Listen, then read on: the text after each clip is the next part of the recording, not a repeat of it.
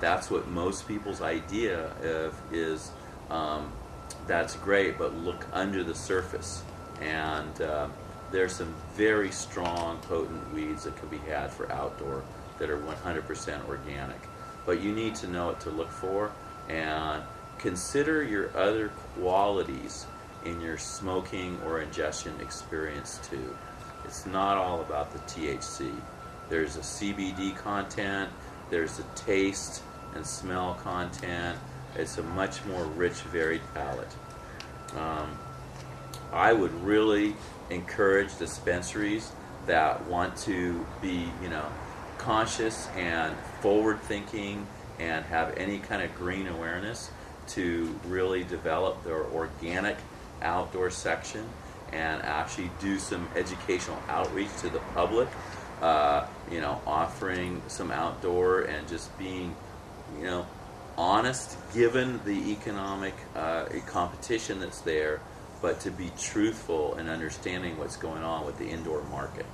And really have a view to the future as the economic and political and legal climate changes, of how much the indoor markets may get very ruthless as the price comes down, and that the trends could be that the outdoor might be even more verifiable.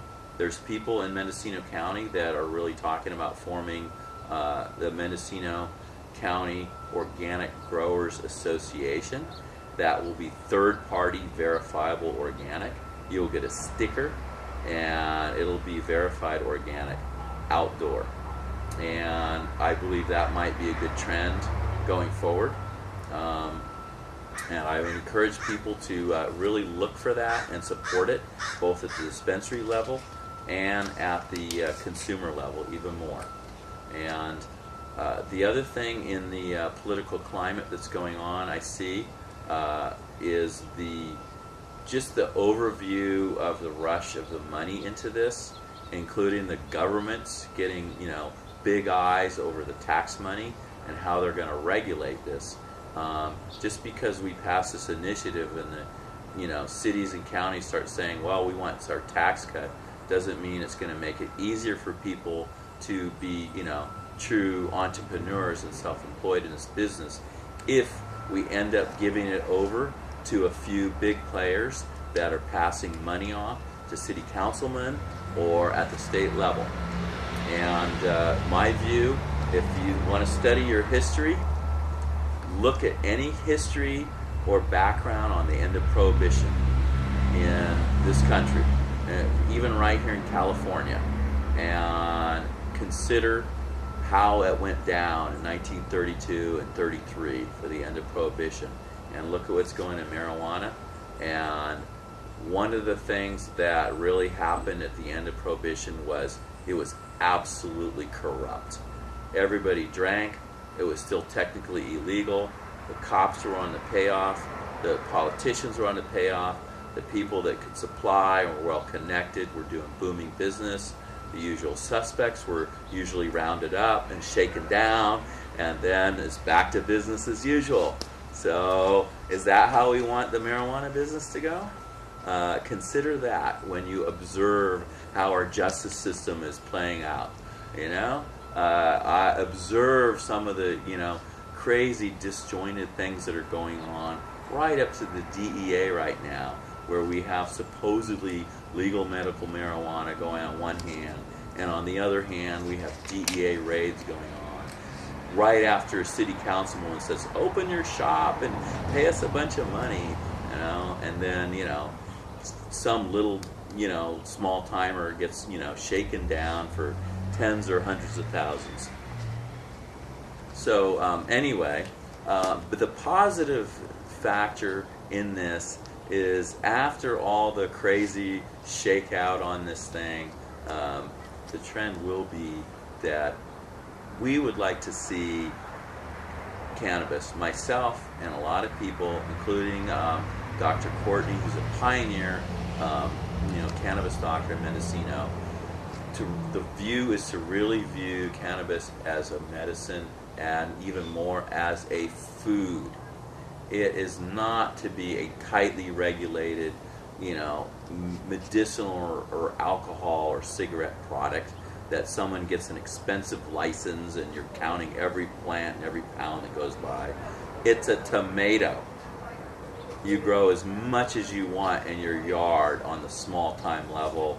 There's not to be any law enforcement regulatory structure to lord over you and shake you down for money every turn.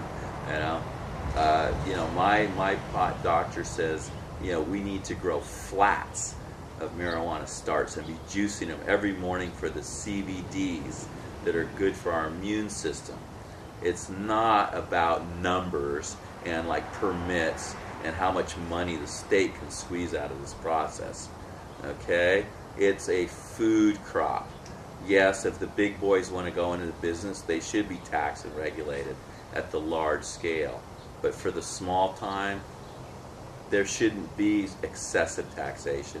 And what's going to happen is most people, as Cheech and Chong would say, we don't need no stinking permit for our herb.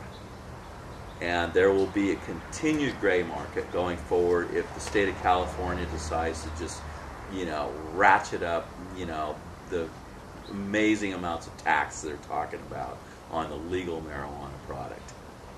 So we want to look for more info out of the grassroots of activists that are really trying to organize up in Humboldt and Mendo and really take back the initiative and the core vision that a lot of people had of, growing a, premium product with the vintage, just like how the wine business started out. And, we would like to encourage people to know their grower, know where they're getting their weed, and support the small timer and not the corporate indoor grower. And consider the trajectory of the culture of cannabis and how can we get to the next level. And basically expand your mind, breathe deep,